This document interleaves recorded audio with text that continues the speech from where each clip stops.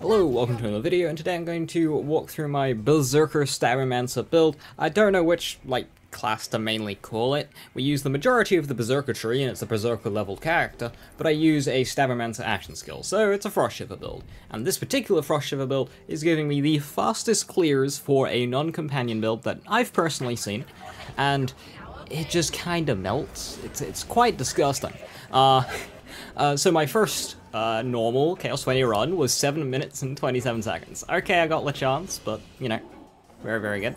And then the fastest featured run I've done with this build, which includes the Dragon Lord fight, is a 9 minute 30-something seconds, which is the fastest I've personally seen for a build that doesn't run a companion. So I'm very happy with that, and I've been playing a lot on stream the last few days, so I wanted to make a video breaking it down and jumping into the skill tree. So, as I say, Berserker, Stabbermancer, Rage of the Agents, for that Frost and Rage, and then the critical hit chance I don't really care about, but From the Shadows is very, very nice when paired with the Berserker Capstone. So, Tier 1, no-brainer, Ancestral Frost, just boosts all of our Frost damage, good for the Luddite, good for the Enrage, just always good. Old ways, closer you are, more damage you do, bit of damage reduction in there as well. Icebreaker. This, again, even if you're not using a cryo weapon, the Frost and Rage, and then any other forms of cryo damage that you're dealing, that Frost and Rage that you can boost with enchants and whatnot, that's going to put enemies closer to being frozen, and this damage increase applies even if they're only, a little bit frozen. Not to the maximum degree, but if 3 points up to 30%, that's 10% per point. So even if it only gets to 30% of the way to being frozen, that's still 3% per point, which is, you know, reasonably effective for a fresh multiplier that's not additive with anything. So Icebreaker is just always a good skill to take, especially paired with Cold Snap to increase that frost efficiency. And movement speed. Movement speed is just an absolute winner in this game. I always recommend movement speed where available. 2 points in Blood Frenzy. Typically I go lighter on the tank side. We can pull points from these two skills if you want Unarmored Defense and Blood Frenzy. I have been thinking about pulling a Blood Frenzy point over to Unarmored Defense. Unarmored Defense is an absolutely amazing skill for just health buffer in general. Unarmored Defense is fantastic. It's a really, really good skill, and it just does really crazy things with the Trust in Magic curse that you want. So, I am kind of missing an armored defense, I will admit. But anyway, on to Relentless Rage, more fight for your life, good. Ancient Fury, this is just for the area damage to max out my Luddite boss kills. So, if you want more Blood Frenzy and unarmored defense, I'd pull them out of Ancient Fury. This is just to speed up the boss kills, because I use a splash weapon most of the time. Iron Squall, just to fill out the rest of the tree and some more DPS with a fire rate that also doubles up. I think I have 3 points into that, actually. Let me unequip my armor piece so it's a bit easier to see. Yeah, so 3 points in Iron Squall for the armor there, which is up to 18% fire rate. Very, very good. 6% per point. That's really, really good. Oh god, my character doesn't look nearly as good now. Blood of the Fallen. This skill is probably the best capstone in the game. Whenever you get a kill, you get increased action skill uptime, and you recover 20% of your, remaining duration as well. It's just cracked. You can do an entire obelisk room in a single From the Shadows duration. It's just so good. And a lot of people have been complaining about the enemy density in this game. So if that ever gets increased, Blood of the Fallen just gets better. If they don't tweak Blood of the Fallen, then it's going to actually just be ridiculous. It already is, but yeah, it's really, really, really good for action skill uptime. And then in terms of the action skill, From the Shadows, just everything is a crit. Okay, the crits reduce damage, but no one's perfect to aiming. It's just a DPS up in general for general mobbing, and there are some enemies you can't really crit right, and just you're not hitting perfect crits with a Torg pistol anyway. That's the main bossing weapon I use, or whatever weapon you're using, like a Right Rider. A lot that can often just latch onto the body. From the Shadows just cranks out your damage. Arsenal, just general stat increases. Movement speed, again, I always take this wherever possible. This one's up to 24% whenever we cast a spell, so we'll have to make sure we've got a spammable spell. Swift Death, damage while moving quickly. This was to maximize my boss melting, again, from Ancient Fury. We can take points out of Ancient Fury. We are slightly overspec'd on Berserker. You can take up to 2 points out of this tree and still get Blood of the Fallen. So if you want to max out Swift Death, you can, but I worked out for the most damage on my boss melts. Ancient Fury was more valuable. And then Exploit Their Weakness. This one's definitely the most valuable of the two for general play. And yeah, Exploit Their Weakness, good skill. And that gets us down to Elusive, which allows us to shoot when sprinting, which is just a nice utility. That's the skill tree. In terms of hero stats, I've got maxed out Strength, maxed out Attunement, and then I filled in the rest of the points with Dexterity. Onto the gear, put my armor back on, there we go. So, for guns, Sawmill, Nightshades, White Rider is very good, Livewire is okay, I need a better one. Ludite is our highest damage source here. This thing is terrifying. It's so powerful.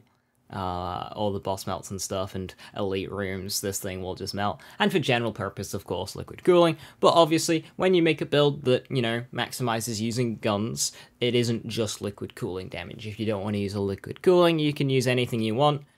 It'll be, you know, optimized for that gun as well. Nightshades, of course, are good. I've been trying to play around with the Carouser. Sawmill's just DPS monster. Right Rider is my next favorite gun, though, after liquid cooling, when not using Ludite. Right Rider and Ludite will basically just have everything covered for up until raid bosses, including raid bosses. These two guns will have you covered. Right Rider specifically go for 2 ammo per shot with as small mag as possible as well. 2 ammo per shot is quite important for just damage output. In terms of melee weapon, the Goblin Pickaxe is the one that I'd recommend the most because it just gives you a nice passive bonus. Again, for enchants, just try and mix and match enchants that you can keep active. So I have like a series of body runes, spellcast damage, ASA Frost, ASA Fire, ASS gun damage here. Same goes to spellcast gun damage and stuff. When it comes to enchants, just try and... It's always just a puzzle. That's why I have multiple body runes, multiple pickaxes. Unfortunately, I don't have an SS Frost pickaxe yet, so I just use the peg leg as a placeholder. And then Amulet.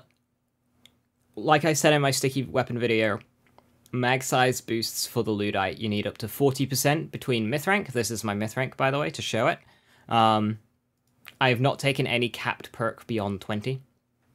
So I have 10% from my myth rank mag size that goes up to 30.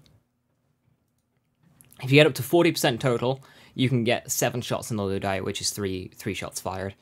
So you can do that between the amulet and the rings here. I'm actually a little bit over, but it's fine. And then I'm just focusing on gun damage, and then, you know, gun pistol crit, and SMG crit, and cooldown rate, whatever bonuses you can get. These are just the ones I'm running. Not even chaotic yet, I need some better ones. Shield body rune, this is always going to be the shield that I recommend. It restores 15% of your max HP on kill, and it gives you a 20% bonus element, so it doesn't matter what element weapon you're using, it's just always applying in fire damage.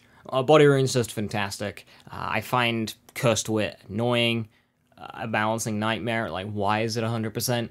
But also it needs to be depleted, and in a build that's just like enemy spawn, enemy insta-deleted, enemies don't really have much of a chance to deplete your shield, so Body Rune. In Body Rune we trust. Armor piece, I've got an Amalgam here, but any well-rolled Smart Armor, Corrupted Plate Mail, Purple, an Alum, always good. In terms of the skill points, favor Iron Squall, which is the battle axe, and the Old Ways, which is the bullet entering the skull.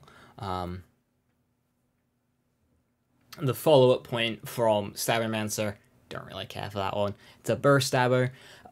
In terms of power order, like I've got Stabber power here, Berserker power there, it doesn't really matter. Stabber power is from the Shadow's duration, and Berserker power is in rage damage. So I would personally prefer Berserker power, but it's not stopping me from using a Stabbermancer power amulet, just because this one rolled well.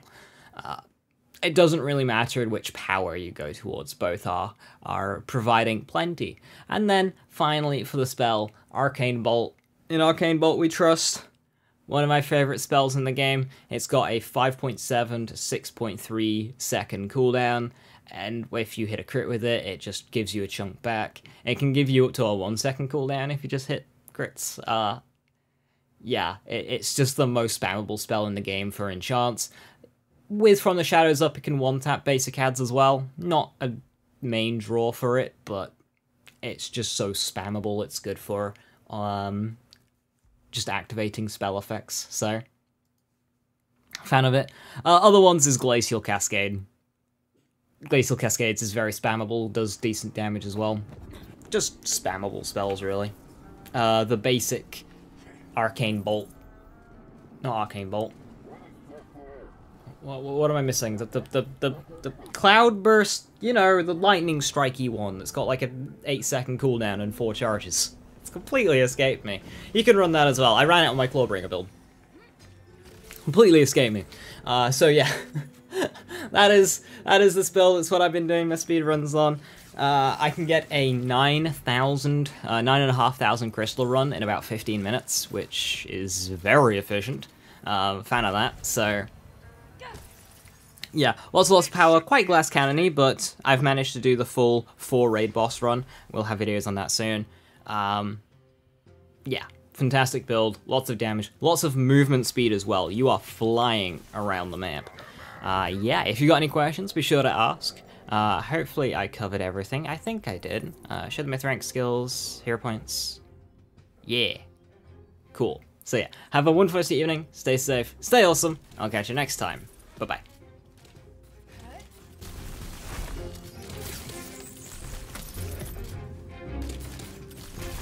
Now that's the good stuff.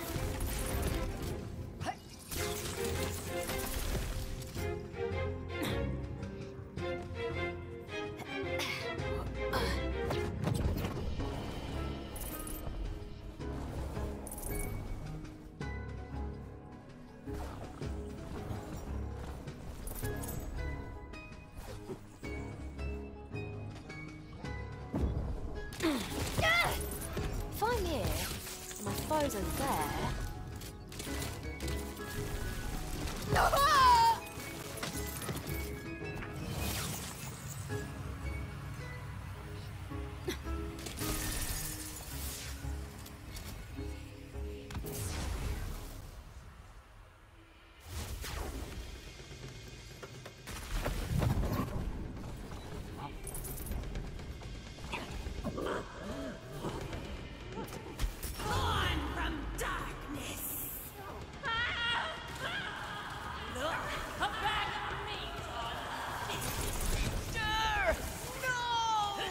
I'll give you a good home.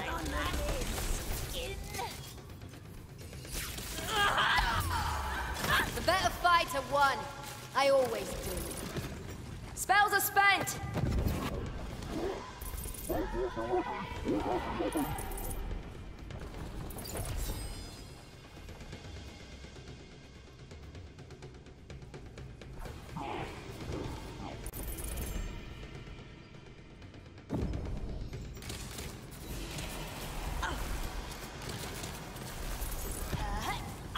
Running away.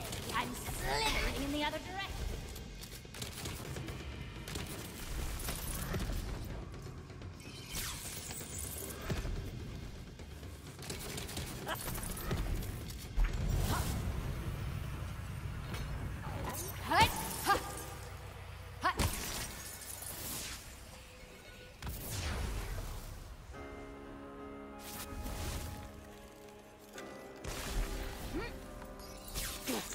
Better to work.